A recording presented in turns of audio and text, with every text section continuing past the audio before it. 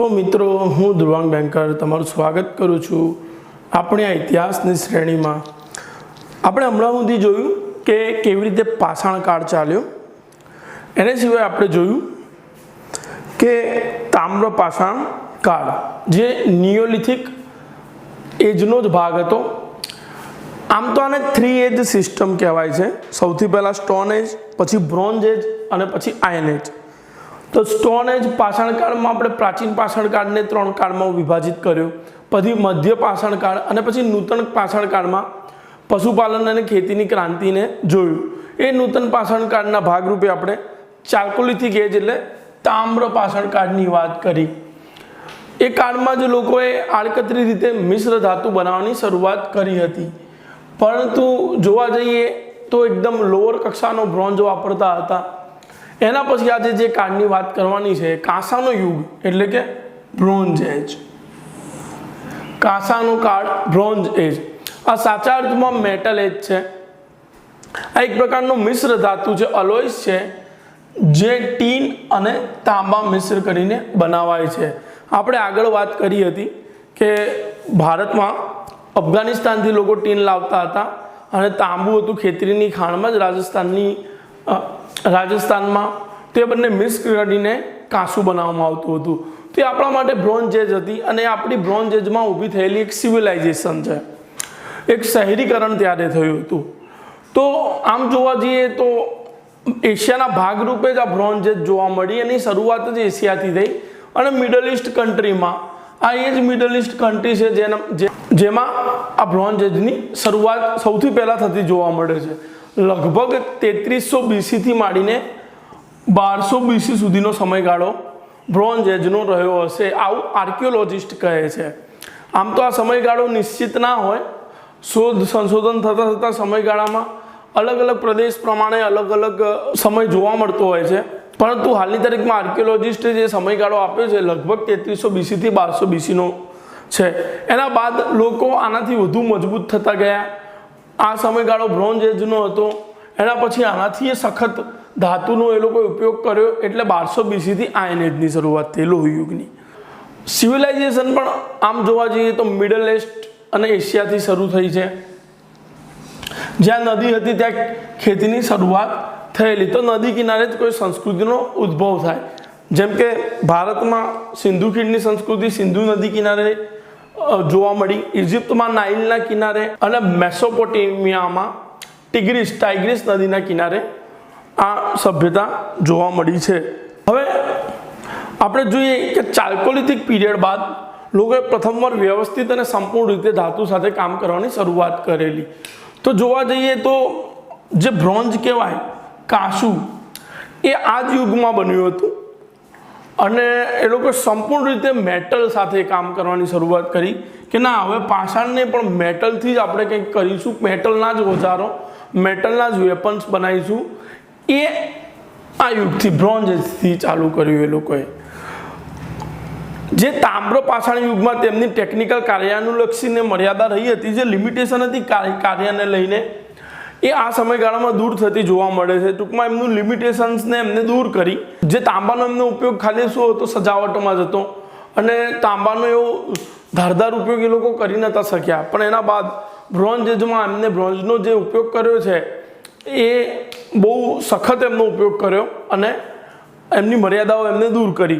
प्रथम लेखन कला पण आ समयगाळामां जोवा मळे छे। तो आ एक अगत्यनो पॉइंट हतो के हवे ए लोको लेखन कला बाजुमां वળી રહ્યા હતા, એટલી જ કોમ્યુનિકેશનની પણ શરૂઆત થઈ ગઈ હતી એમ।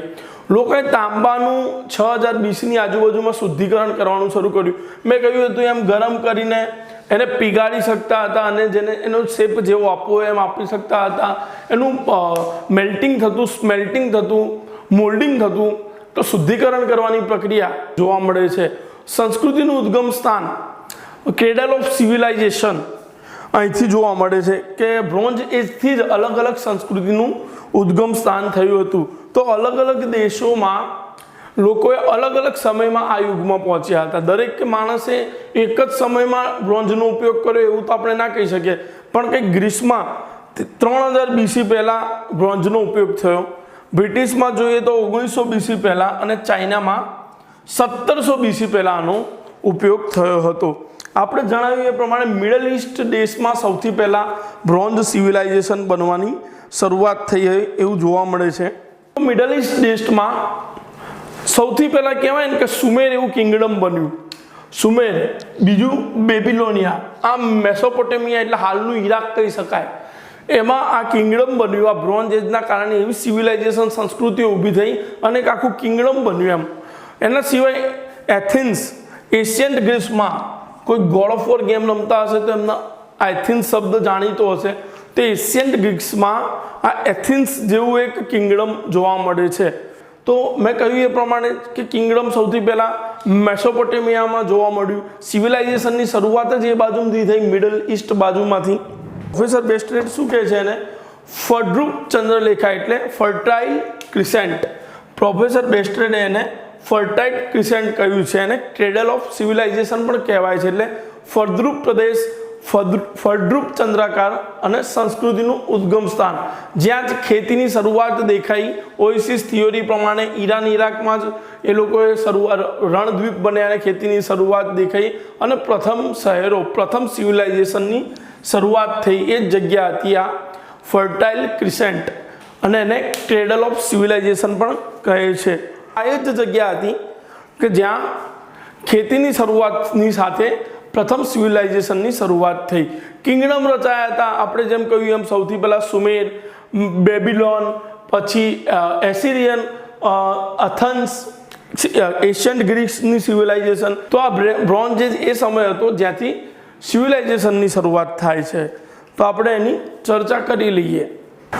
તો મિત્રો, મેં જણાવ્યું એ પ્રમાણે કે આ જે બ્રોન્ઝ એજ હતો ને, એને વિશ્વને 3 વસ્તુની ગિફ્ટ આપી। સૌથી પહેલું તો આને સિવિલાઇઝેશન આપી। સિવિલાઇઝેશન એ આ બ્રોન્ઝ એજથી જ શરૂઆત થઈ। પછી બીજો આની ગિફ્ટ એ આવી કે આ વખતે જ એમ્પાયર એસ્ટાબ્લિશ થાય છે। આપણે આગળ જોઈશું કે કેમના એમ્પાયર બનવા માંડ્યા। સૌથી પહેલું એમ્પાયર બેબીલોનિયા વખતે બન્યું હતું। અને ત્રીજી આની ગિફ્ટ કહેવાય તો સોશિયલ રિસ્ટ્રક્ચરિંગ। અને એનાથી વધુ વિચારો તમે તો જોડે જોડે અર્બનાઇઝેશન આવી ગયું। તો ફર્સ્ટ અર્બનાઇઝેશન એ આ વખતે આવે છે અને આનું જ પાર્ટ હતું આપણું હડપ્પિયન સિવિલાઇઝેશન। તો સૌથી પહેલી જે સિવિલાઇઝેશન એસ્ટાબ્લિશ થઈ ને, જે સંસ્કૃતિ ઉદ્ભવી ને, એ હતી સુમેરની સંસ્કૃતિ। સિવિલાઇઝેશન શબ્દ એનું ગુજરાતી થાય સંસ્કૃતિ। એક સુધારેલી સ્થિતિ સમાજની, સમાજમાં સુધારેલી સ્થિતિ। પહેલાં આપણે અસ્થાયી હતા, સ્થાયી નહોતા થયા। સૌથી પહેલાં તો લેન્ડ બન્યા, આપણા ભૌગોલિક ઇતિહાસના વિડીયો છે। તેના બાદ આફ્રિકામાંથી આઉટ ઓફ આફ્રિકા થિયરી, પોન્ઝિડેમાંથી આપણે હોમિનિડે બન્યા, હોમો હેબિલિસ, હોમો ઇરેક્ટસ અને હોમો સેપિયન્સ। ત્યારબાદ આપણે પશુપાલનની શરૂઆત કરી અને એની આગળ જઈને ખેતીની પણ શરૂઆત કરી। ખેતીની શરૂઆત થયા બાદ આપણે મેટલનો ઉપયોગ કરતા થયા। સૌથી ચોખ્ખો સંપૂર્ણપણે મેટલનો ઉપયોગ કર્યો હોય તો બ્રોન્ઝનો કર્યો અને આ બ્રોન્ઝનો જ ઉપયોગ કરીને આપણે આખી એક સિવિલાઇઝેશન વસાવી કાઢી। આ એક સિવિલાઇઝેશન હતી, કાંસાના યુગમાં વસીએ તો એ સંસ્કૃતિ ઉદ્ભવી। સિવિલાઇઝ એટલે સુધારવું, સંસ્કારી બનાવવું, અને સિવિલાઇઝ્ડ એનો મતલબ થાય સુધરેલું, શિષ્ટ, સંસ્કારી। તો આખી સિવિલાઇઝેશનનો ઉદ્ભવ થઈ ગયો। વારંવાર આપણે નિયોલિથિક એજ વખતે અને એની પછી ચાલ્કોલિથિક એજ વખતે વાત કરી છે કે હંમેશા આપણે નદીના તટે એટલે કે નદીના કિનારે જ રહેતા હતા। 6000 BC વાત કરું કે ત્યારે જ ચાલ્કોલિથિક એજ દરમિયાન જ આ સુમેરમાં લોકો રહેતા જ હતા અને નૂતન પાષાણ યુગ અને ધાતુ યુગનો પ્રારંભ થતાં અહીં માનવ વસાહત અને પછી નગર સંસ્કૃતિનું પારણું બંધાણું હતું અને સુમેરિયન પ્રજાએ આધિપત્ય જમાવ્યું હતું। તો આ પ્રદેશ ક્યાં આવેલો છે? પહેલાં તો આ એક આખો અર્ધચંદ્રાકાર પ્રદેશ છે। પશ્ચિમ એશિયામાં, આપણા એશિયાની જ વાત છે, પશ્ચિમ એશિયામાં યુક્રેટિસ અને ટિગ્રીસ બે નદીઓ છે, દઝલા ફરાત, એટલે કે એનું નામ છે યુક્રેટિસ અને ટિગ્રીસ. એ નદીઓએ આર્મેનિયાના અને નિપ્સત હિમ આચ્છાદિત પ્રદેશથી ઈરાનના અખાતને મળતા ફળદ્રુપ પ્રદેશ રચ્યો હતો. તો આ જે હિમ આચ્છાદિત પ્રદેશ હતો ને, ત્યાંથી આ બે નદી પસાર થઈને ઈરાનના અખાતને મળે છે અને ત્યાં એક ફળદ્રુપ પ્રદેશ રચ્યો. એ ફળદ્રુપ પ્રદેશને પ્રોફેસર બેસ્ટ્રેડે ફળદ્રુપ ચંદ્રલેખા કહ્યું છે, ફર્ટાઇલ ક્રિસેન્ટ કહ્યું છે. અને આ જ ફર્ટાઇલ ક્રિસેન્ટ કે જેનો આકાર આખો અર્ધચંદ્ર પ્રકારે છે, ત્યાં જ સૌથી પહેલાં કોઈક સિવિલાઇઝેશનનું ઉદ્ભવ થતો જોવા મળે છે. તે જ પૂર્વેનું મેસોપોટેમિયા અને હાલનું ઈરાક. સૌથી પહેલાંનું મેસોપોટેમિયા, એશિયન્ટ મેસોપોટેમિયા એટલે પ્રાચીન મેસોપોટેમિયા. તમે ક્યાંક ને ક્યાંક સિંધુ ખીણનું કલ્ચર વાંચતી વખતે વાંચ્યું હશે કે આપણો મેસોપોટેમિયા જોડે ટ્રેડના સંબંધ હતા, એટલે વેપારનો સંબંધ હતો. આને ગુજરાતીમાં ઉપલું મેસોપોટેમિયા કહેવાય છે અને બેબિલોનિયાને નીચલું મેસોપોટેમિયા કહેવાય છે. આને એન્શન્ટ મેસોપોટેમિયા એટલે પ્રાચીન મેસોપોટેમિયા અથવા ઉપલું મેસોપોટેમિયા કહેવાય છે અને બેબિલોનિયાને નીચલું મેસોપોટેમિયા કહેવાય છે. હવે આ જે સુમેર હતા ને, એ સુમેરિયન લેંગ્વેજ બોલતા હતા. અહીંથી જ earliest form of the text, earliest form of the writing અહીંથી જ મળી આવી છે. તો રાઇટિંગની શરૂઆત અહીંથી જ જોવા મળે છે. કંઈક ઉરુક નામનું શહેર વસાયું હતું અને ત્યાંથી જ જોવા મળ્યું. પ્રી હિસ્ટોરિક પ્રોટો રાઇટિંગ હતી, એટલે કે નોન ઇન્ડો યુરોપિયન રાઇટિંગ હતી. આપણા માટે અગત્યનું એ જ છે કે જે પાલી પ્રાકૃત છે ને, એ નોન ઇન્ડો યુરોપિયન લેંગ્વેજ છે. સંસ્કૃત છે ને, એ ઇન્ડો યુરોપિયન લેંગ્વેજ છે. અને ભારતની બીજી બધી મોટે ભાગે ભાષાઓ ઇન્ડો યુરોપિયન લેંગ્વેજ છે, એનો પ્રભાવ જોવા મળે છે. તો આ જે હતી ને, એ નોન ઇન્ડો યુરોપિયન લેંગ્વેજ હતી. સુમેરિયન લોકો પોતાને ધ બ્લેક હેડેડ પીપલ કહેતા હતા, બ્લેક હેડેડ વન્સ, એટલે પોતાની જાતને આવું એ કહેતા હતા. 4500 BCથી 1900 BC સુધીનો સમયગાળો છે આનો. 3500 BCથી મેસોપોટેમિયાનું કલ્ચરની શરૂઆત થઈ જાય છે, પણ સુમેર તો એના પહેલાંથી હતું. ચાલ્કોલિથિક એજથી એની સંસ્કૃતિનું પારણું બંધાણું હતું. તો આનો સમયગાળો છે 4500 BCથી 1900 BC સુધીનું. ફર્ટાઇલ ક્રિસેન્ટમાં જ મેં કહ્યું કે અર્ધચંદ્ર લેખા ફળદ્રુપ પ્રદેશ હતો, ત્યાં જ આનો ઉદ્ભવ થાય છે. બાઇબલિક બુક ઓફ જેનેસિસમાં એને આ પ્રદેશને સિનાર કહ્યું છે. તો આ જે સુમેર હતું એને સિનાર તરીકે ઉલ્લેખિત કરેલું છે. આમને જ સૌથી પહેલાં બ્રોન્ઝનો ઉપયોગ કર્યો હતો એવું માનવામાં આવે છે. શેના માટે ઉપયોગ કરતા હતા? તો ખેતી માટે. જે મેન વાત હતી, ખેતીની ક્રાંતિ થઈ, એમને કેનાલ, સિંચાઈ પદ્ધતિ વિકસાઈ, કેનાલ વિકસાઈ. બાઇબલના ઓલ્ડ ટેસ્ટામેન્ટમાં તેને સ્વર્ગ પ્રદેશ તરીકે પણ ઓળખાયો છે. જે પ્રદેશ હતો અર્ધચંદ્રલેખા પ્રદેશ, એને સ્વર્ગ પ્રદેશ તરીકે ઓળખાયો હતો. તો આ ખાલી હજી શરૂઆત હતી કે સૌથી પહેલાં સુમેરમાં કેમનું ફર્સ્ટ સિવિલાઇઝેશન એસ્ટાબ્લિશ્ડ થઈ, પહેલી વાર કેમની સંસ્કૃતિનો ઉદ્ભવ થયો. આ ત્રણે ત્રણ ભાગ ઈરાન, ઈરાકનો આજુબાજુનો ભાગ છે. મેસોપોટેમિયા એ તુર્કી, ઈરાન, ઈરાક એ બધાને આવરી લે છે. એનો નકશો હું તમને બતાવીશ, પણ આખું મેસોપોટેમિયાનો ભાગ છે. ઉપલું મેસોપોટેમિયા એટલે સુમેર, નીચલું મેસોપોટેમિયા એટલે બેબિલોન, અને એની બાદ અશરિયન કલ્ચર પણ ઉદ્ભવ્યું હતું. તો આ જે બેબિલોનિયા હતું ને, એમાં જ એક રાજા થઈ ગયો હમ્મુરાબી, અને આ રાજાએ જ સૌથી પહેલાં કાયદા અને વ્યવસ્થાને સુવ્યવસ્થિત કરી. સૌથી પહેલાં કાયદાની વ્યવસ્થાને હમ્મુરાબીએ સુવ્યવસ્થિત કરી. એટલે આ બેબિલોનના આ હમ્મુરાબી રાજા પરથી જ, ત્યાંથી જ એમ્પાયર એસ્ટાબ્લિશ થવાની શરૂઆત થઈ ગઈ. એમ્પાયર એટલે કે રાજતંત્ર ઊભું થવાની શરૂઆત થઈ ગઈ. કલ્ચર સિવિલાઇઝેશન તો બનતું જ હતું, વર્ષોથી માણસો અસ્થાયી હતા અને સ્થાયી થયા, પણ એના બાદ હવે એમ્પાયર એસ્ટાબ્લિશ થશે. કોઈક આગળ તો મોનાર્ચી આવશે. તમે જાણતા જ હશો કે એન્શિયન્ટ રોમન, એન્શિયન્ટ ગ્રીક, આ એવા મોટા મોટા રાજ્યો બન્યા હતા જ્યાં રાજાશાહી હતી અને ત્યાંથી બન્યા હતા। તો ઘણા એવા વેસ્ટર્ન કન્ટ્રીમાં છે ને ત્યાં ડેમોક્રેસી પણ આજે મોનાર્ચિકલ ફોર્મમાં જોવા મળે છે। આપણે કેવા ડેમોક્રેટિક કન્ટ્રી છે, રિપબ્લિક ફોર્મ ઓફ ડેમોક્રેસી છે આપણા, એટલે પ્રજાસત્તાક પ્રકારની આપણા દેશમાં લોકશાહી છે। પણ ત્યાં કેવું છે, બ્રિટનની હાલની વાત કરીએ તો મોનાર્ચિકલ ફોર્મ ઓફ ડેમોક્રેસી એટલે રાજાશાહી પ્રકારની લોકશાહી છે।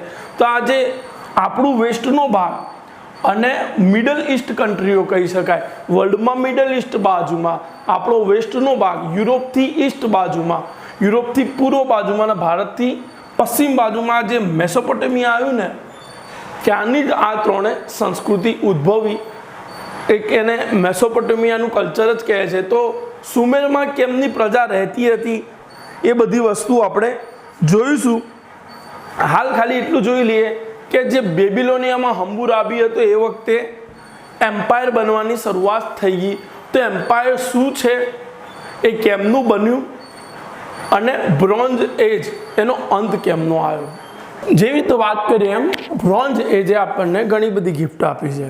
સિવિલાઇઝેશન આપ્યું, એમ્પાયરની શરૂઆત પણ અહીંથી થઈ, અર્બનાઇઝેશન બી આવે છે આગળ, અને સોશિયલ રિસ્ટ્રક્ચરિંગ પણ અહીંથી થયું। ઈસવીસન પૂર્વે 1900માં બેબીલોનિયામાં એક રાજા થઈ ગયો હમ્બુરાબી, એને ઓલ્ડેસ્ટ રિટર્ન લીગલ કોડ આપ્યો હતો, કાયદો વ્યવસ્થાને સુનિશ્ચિત કર્યા હતા અને લોકો પર રૂલ કરવા માટે આ કાયદો વ્યવસ્થા બનાવી હતી। એટલા માટે ત્યારથી જ એમ્પાયર એસ્ટાબ્લિશ થવાની શરૂઆત થઈ ગઈ હતી। તો ત્યારથી જ એમ્પાયર એટલે કે સામ્રાજ્ય, ગુજરાતીમાં કહું તો સામ્રાજ્ય ઊભા થવાની શરૂઆત થઈ હતી। કઈ જગ્યા છે આ? ફર્ટાઇલ ક્રિસેન્ટવાળી જ જગ્યા જે આપણે આગળ વાત કરી, બેબીલોનિયા મેસોપોટેમિયાની કલ્ચરની જ વાત છે। ઈરાક, ઈરાન, ટર્કી એ બધી વસ્તુ ફર્ટાઇલ ક્રિસેન્ટની અંદર આવતું હતું। તો આમ સિમ્પલ કહીએ તો પશ્ચિમ એશિયાની વાત કરીએ છીએ। આ બેબીલોનિયાનો વેપાર સિંધુ ખીણ સુધી ચાલતો હતો। તો એમ્પાયર શું છે? જે સિવિલાઇઝેશન એટલે સંસ્કારી સમાજ બનવું, સુધરેલ સમાજનું ઊભું થવું, તો એમ્પાયર એક એ સામ્રાજ્ય એક ભૌગોલિક વિસ્તૃત વિસ્તાર છે। તો જે વિસ્તાર હોય ને ભૌગોલિક, જેમાં વિવિધ વર્ગ કે લોકો એક સાથે રહેતા હોય, વિવિધ વર્ગને લોકો એક સાથે રહેતા હોય, એને એક સાર્વત્રિક રાજકીય એકમમાં સમાવિષ્ટ કરી દેવામાં આવે, એમને પોલિટિકલ યુનિટમાં યુનિફાઈડ કરવામાં આવે, તો એને કહેવાય એમ્પાયર। આખા વિસ્તારને નિયંત્રિત કરવામાં આવે।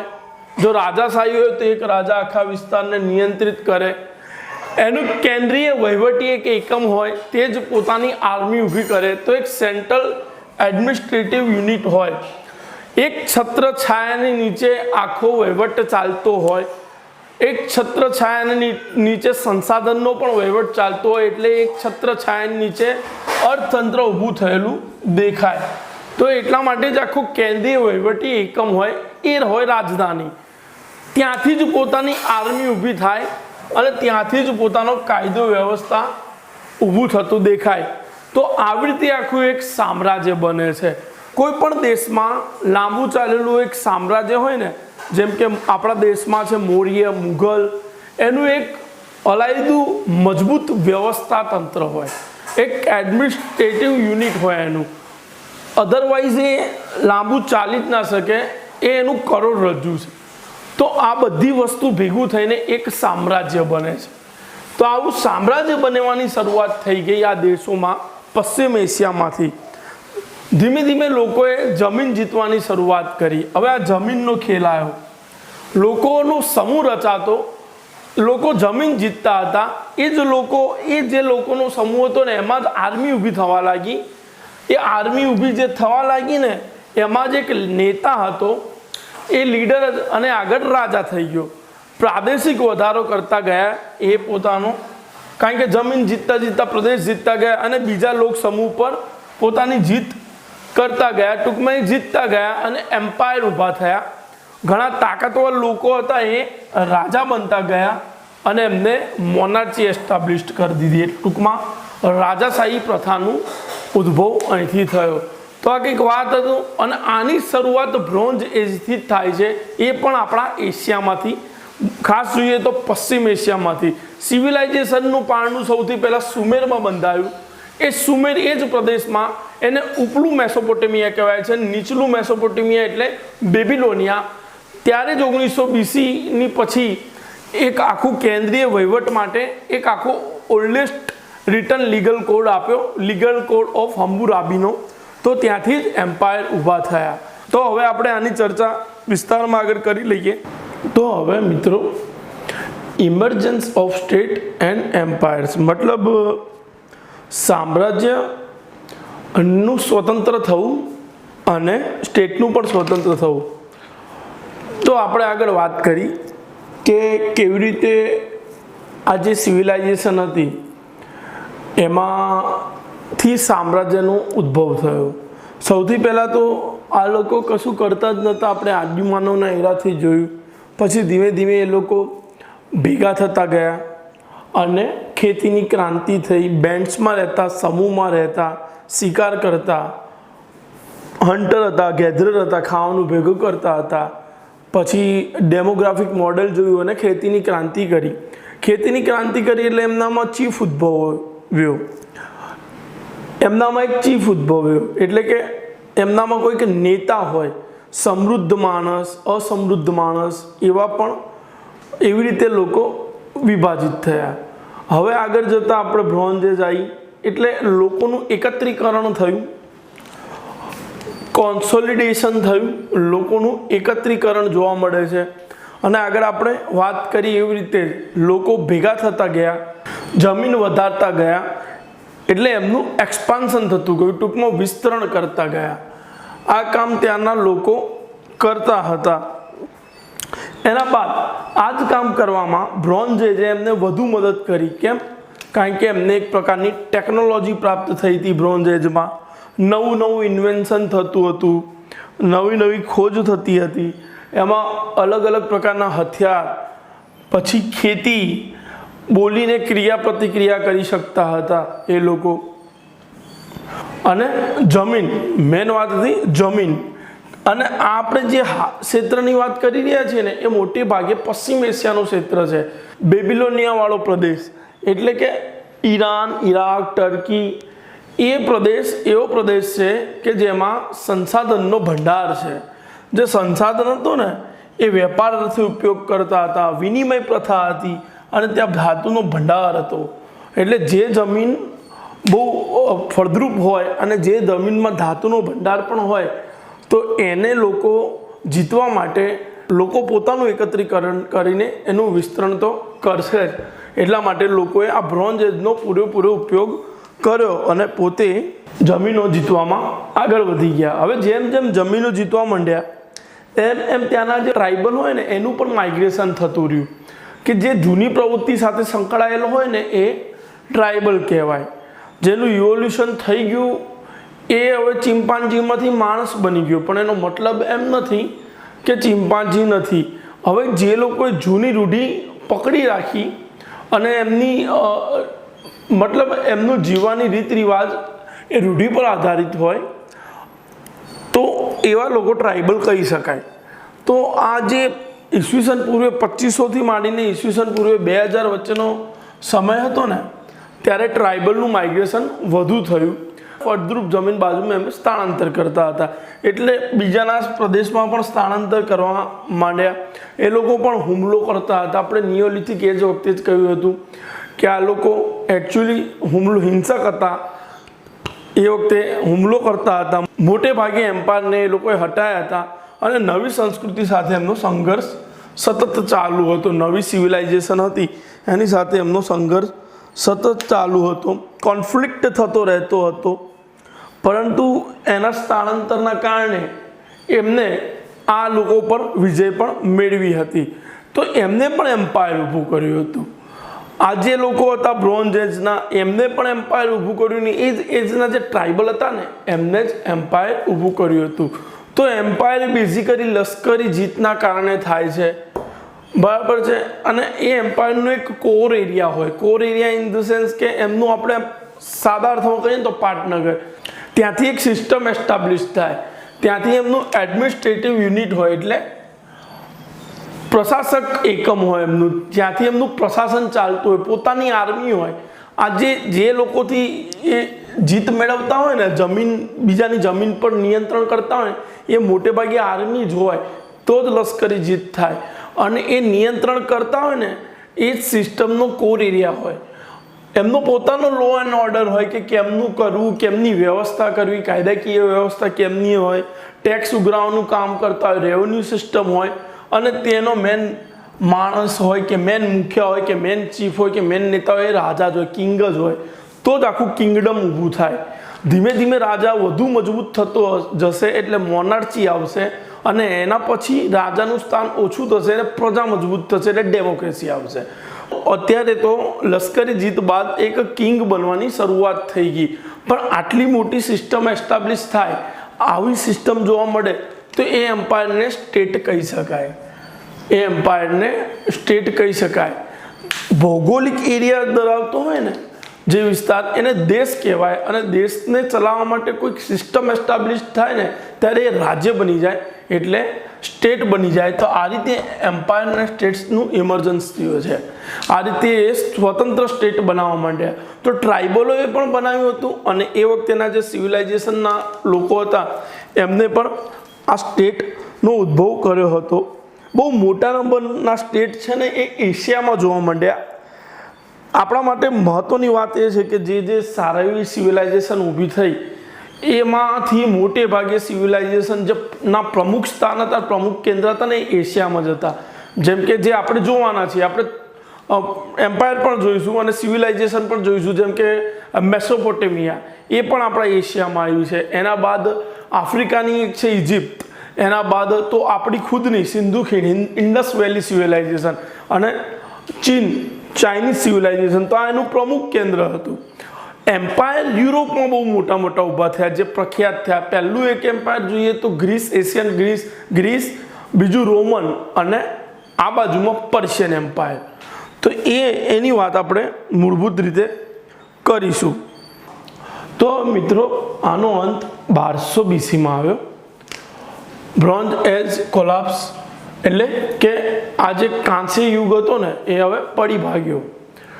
તો બહુ ઇતિહાસકારોના અલગ અલગ મત છે, એનો કોઈ પ્રમાણસર મત છે નહીં. ઘણા લોકો કહે છે અનાવૃષ્ટિના કારણે નષ્ટ થયો, ઘણા લોકો કહે છે ભૂકંપ, અને કહેવાય ને કે નોમેડિક લોકો હતા જે આપણે આગળ વાત કરી હતી નિયોલિથિક એજ વખતે, એ લોકો હતા જે એ લોકો રેડ મારતા હતા અને આખી સિવિલાઇઝેશનને ખતમ કરી દેતા હતા. પણ અલ્ટિમેટલી 1200 BC-માં એનો અંત આવ્યો, અને મિડલ ઇસ્ટ છે, નોર્થ આફ્રિકા છે, મેડિટેરિયન યુરોપ છે, મેડિટેરિયન સી છે ને એવી રીતે મેડિટેરિયન યુરોપ છે, ભૂમધ્ય. તો એ બધું ધીમે ધીમે એમાં ડિક્લાઇન જોવા મળ્યું. હવે ઓછા જ સમયમાં આ યુગનો અંત આવતા ઘણા શહેર નષ્ટ પામ્યા હતા. તો બહુ ઓછા સમયમાં આ યુગનો અંત આવી ગયો, કારણ કે ત્યાં વેપાર માર્ગ નષ્ટ થતા દેખાય છે, સાક્ષરતા ઘટી ગઈ હતી ત્યાં, અને આ યુગનો અંત થતા દેખાય છે.